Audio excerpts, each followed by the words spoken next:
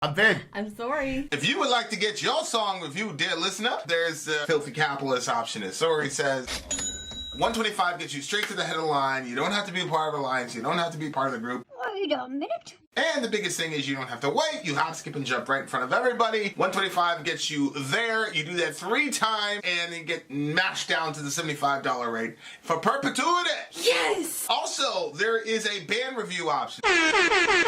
So if you've got a band and you're trying to get your band some exposure, hit me up at vinsori@gmail.com, and I'll show you the details about how to pull that off. You can also jump on Patreon, and there is a option on the tiers to be able to get your band reviewed. Yep. Obviously, we can't lie to you, so we can't guarantee a positive review.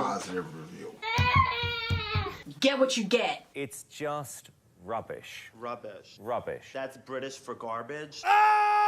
My favorite is a community option. $1 at the gate gets you in at Patreon. You get to join an alliance. The alliance joins their points together, and that helps determine what songs that we do. The alliances hang out on Discord. Message me on Patreon to get the link. And they do all kinds of other cool things. They do Minecraft, Dungeons and Dragons. Yeah. It's really a community within the community. Anybody can go on the village, facebook.com/Vin and Sori. There's 160,000+ people on the channel. What's cool about the Discord is that it offers a real opportunity for community connection, friendship, that type of thing. And it's on Discord, so if you're not a Facebook person, it's for you. You start off at $1. Right. Plus you get exclusives. Sori and I are working on a song.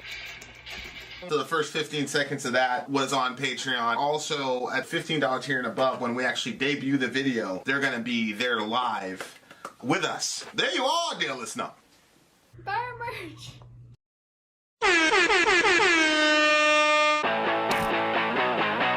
I was backed against the tracks in my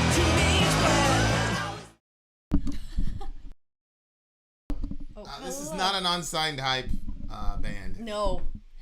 This band has tons of hype, but it's for good reason. We're now listening to Nightwish Stargazers. This is for my sister from another Mr. Paul McNee. One of the originals. I bet you've never been called that before.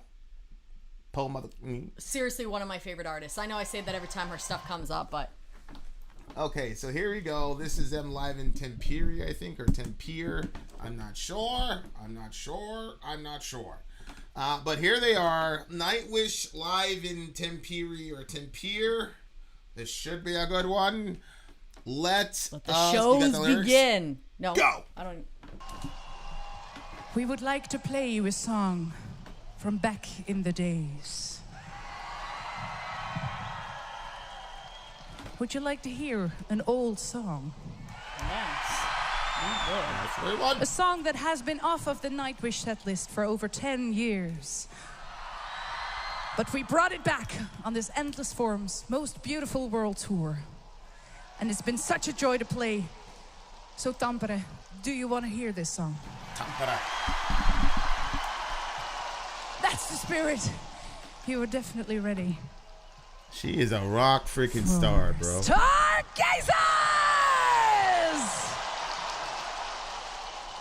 Yeah!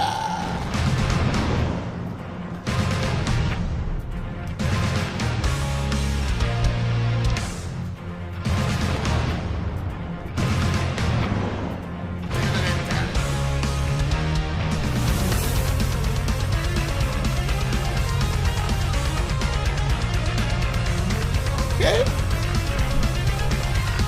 Oh, Buzz Rocket!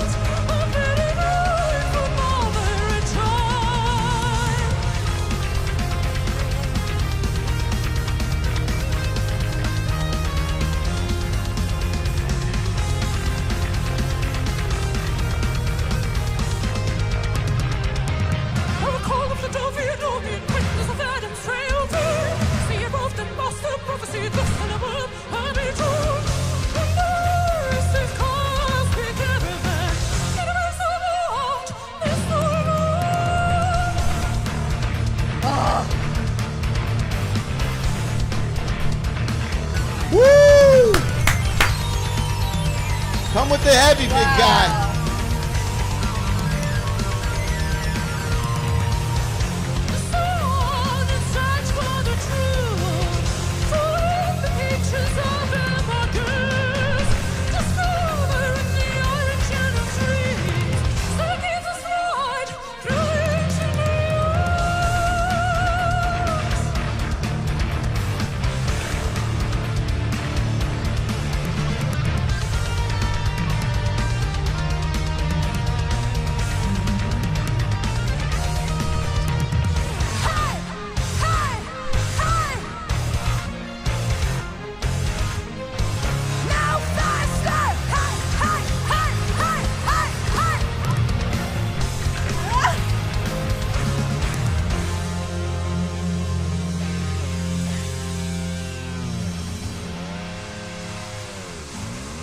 Can't play with that girl, bro.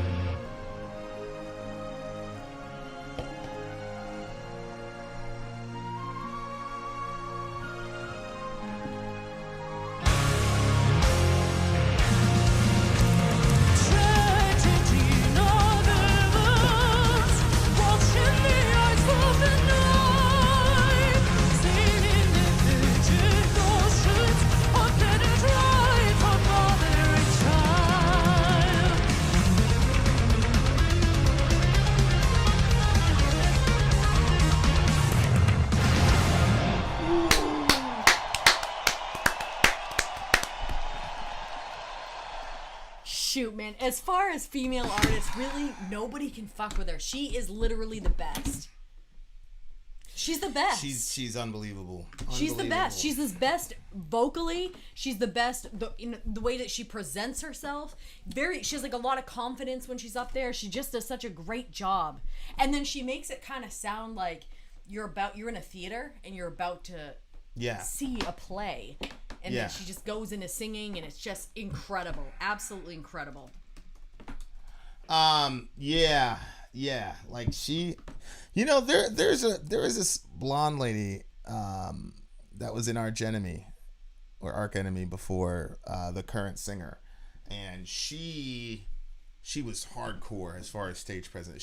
She had a better control of the crowd than Floor just did, but so it was like on 10, like this woman is like an Amazon kind of warrior type of thing. And then of course you have Otep, who also kind of controls the crowd, but there is nobody in metal that combines everything.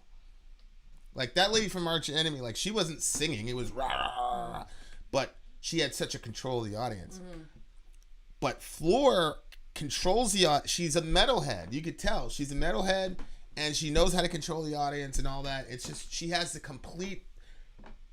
Well, I'm male or female. She has a complete package of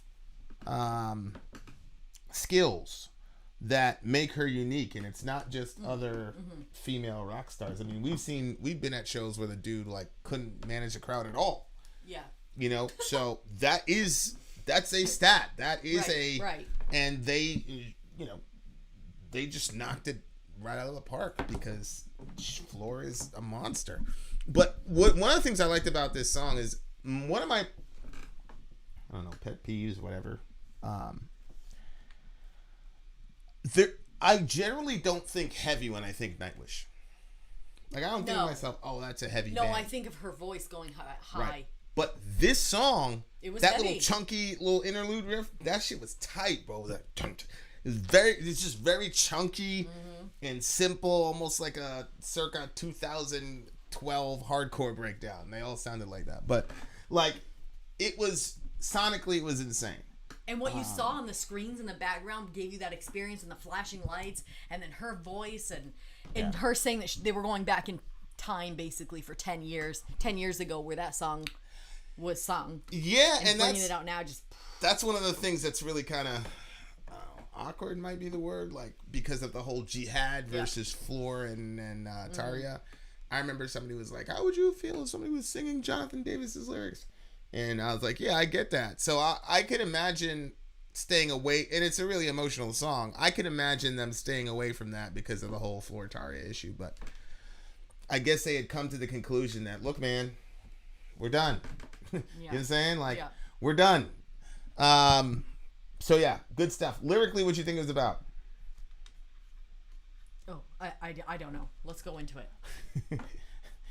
That's one of the problems with the live video, man. It's like it's so hard to like take your eyes away from the live video, Yeah. so that you can do the breakdown. But the show must go on. Right.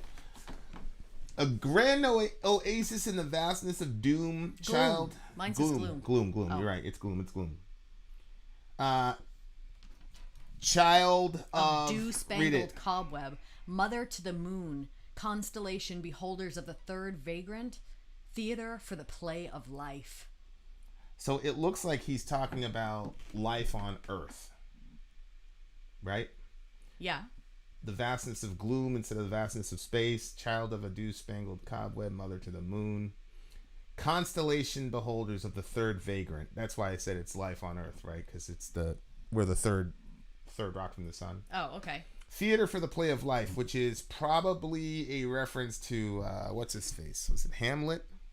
Okay. All the world's a stage. Oh, right. Yeah. Yeah. Shakespeare was the original one that came up with this in theory. Yes. So that is like, for me, this song was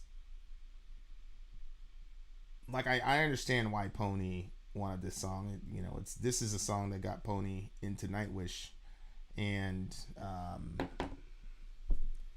you know, so it's a shout out and bring honor to her mother. There's a couple because her mother's the one that got her into Nightwish. Yeah. There's a couple themes in this song that I think are part of the whole, I don't know, lore is the word. I don't think lore is the word per se, but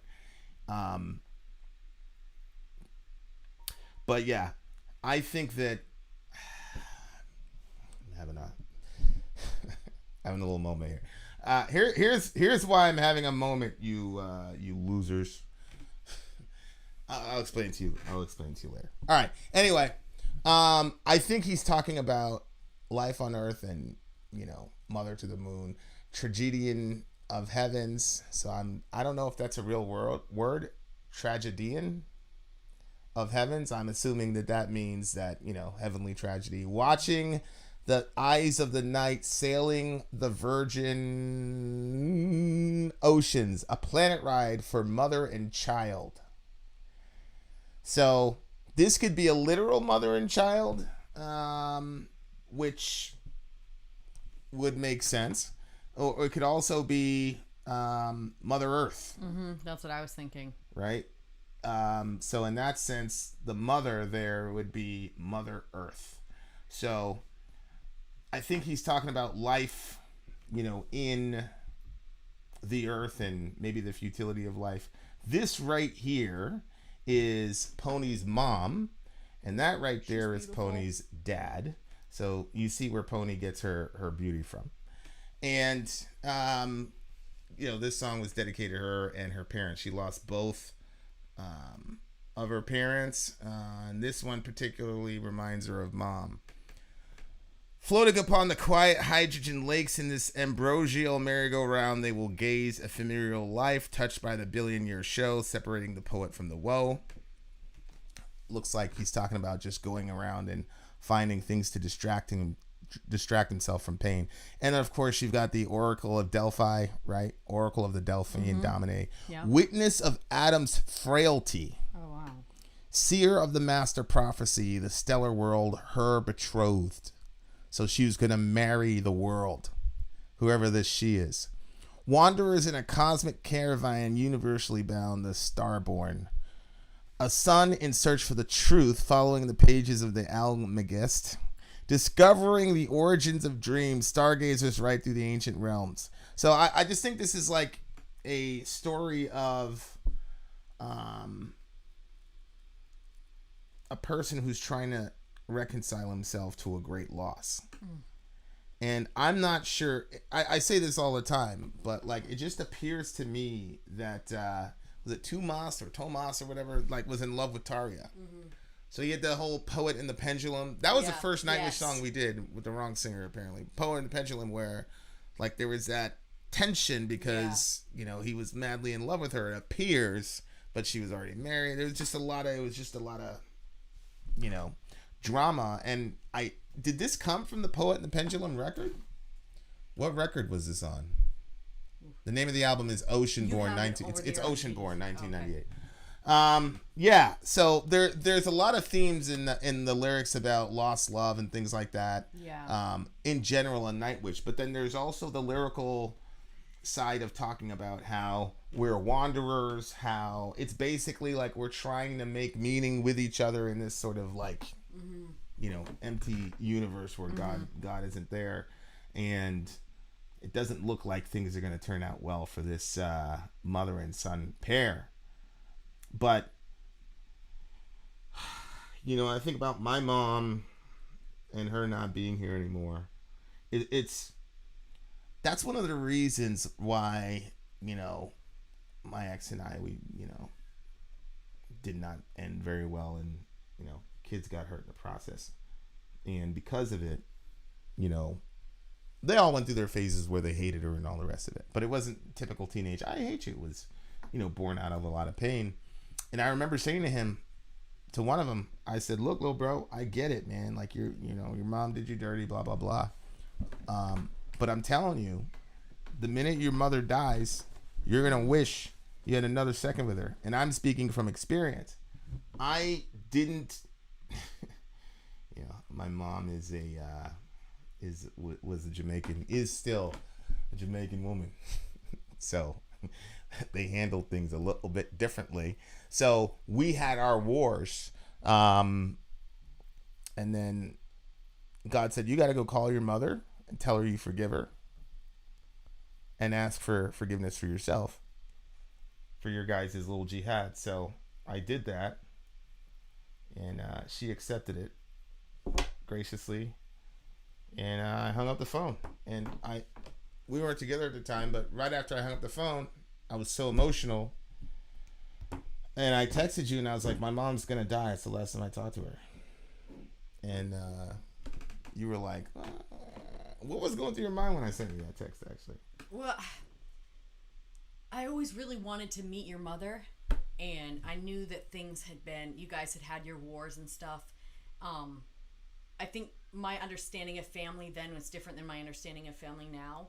Mm-hmm. Like, at that point, it was like, under no circumstances should you break relationship with your family. And so I felt like, oh my gosh, like all those wasted years, or the years, because I consider those, if you're not talking, you're wasting them, because they're going to be gone, and then you don't have them anymore.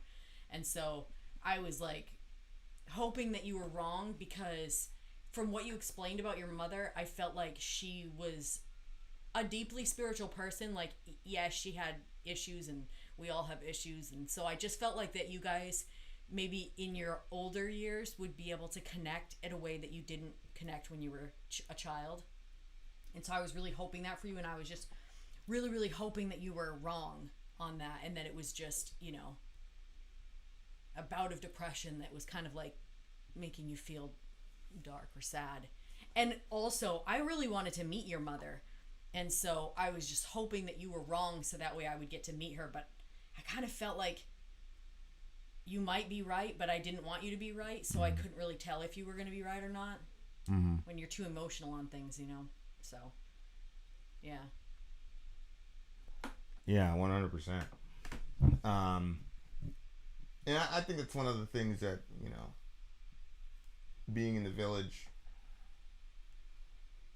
has actually helped me as far as processing my mother's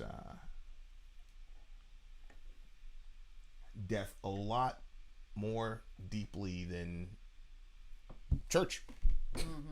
So, and, you know, obviously Pony, like, she had similar situations, so there's a relatability, but just like the metal community seems to be really understanding about that stuff. You know, my ex, her mom died, and like 3 months later, all the folks in the church were telling her to basically get over it, take some meds, and move on.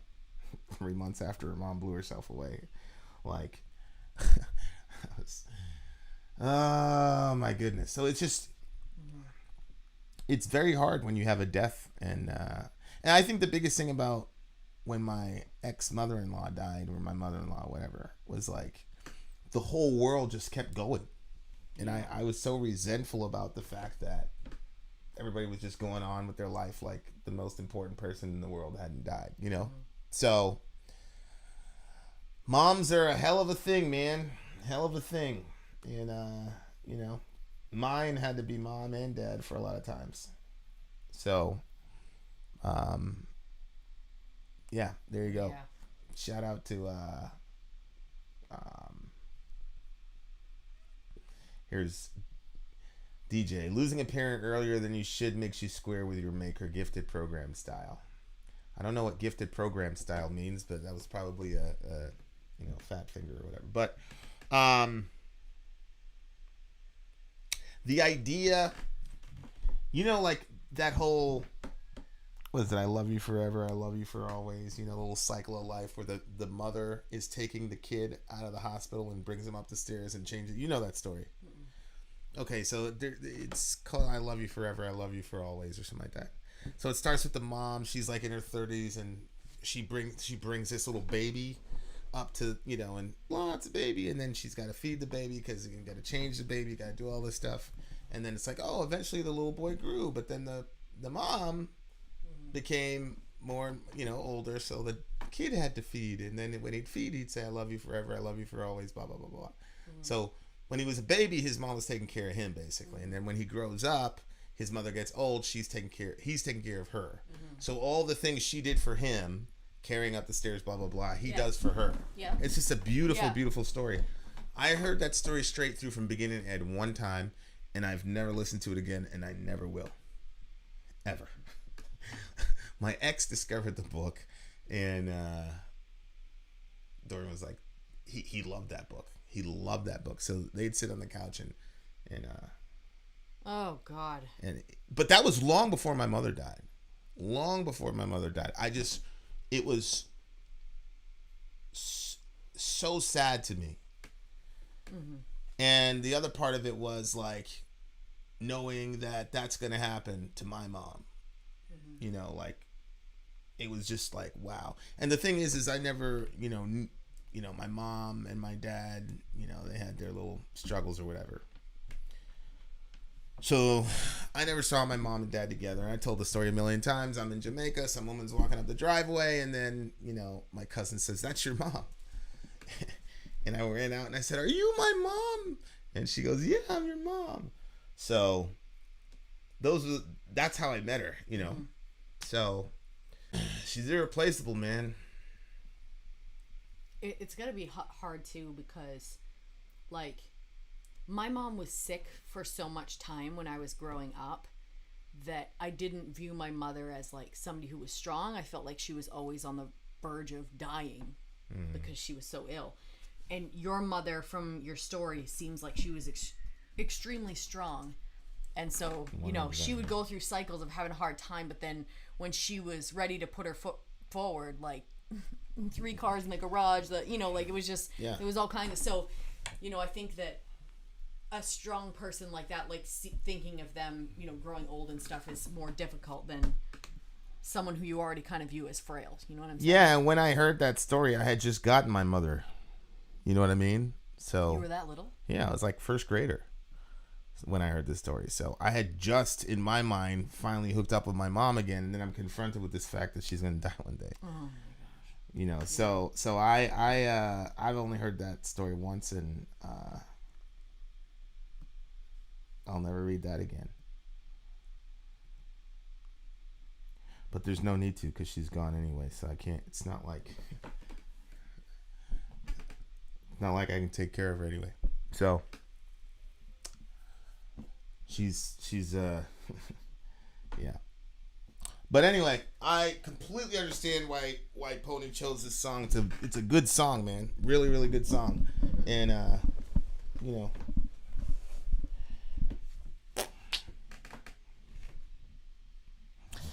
anyway, rest in peace to Pony's mom. Rest in peace to mine. They're probably up there right now, Pony, looking at us and laughing at us, telling me to stop being such a drama queen. All right, what do you got? 9.8, 9.9, 9.9. Yeah, I agree. Obviously, it's a 10 for me. Pretty emotional situation. Shout out to Pony. And yeah, Go with a 10 as well. shout out to all the moms out there, and shout out to everybody who's lost their mom. So we're gonna see him again at the table, inshallah. So there's that. There you go. Vin out. Sori out. Pony's parents out, but they're coming back. Gone.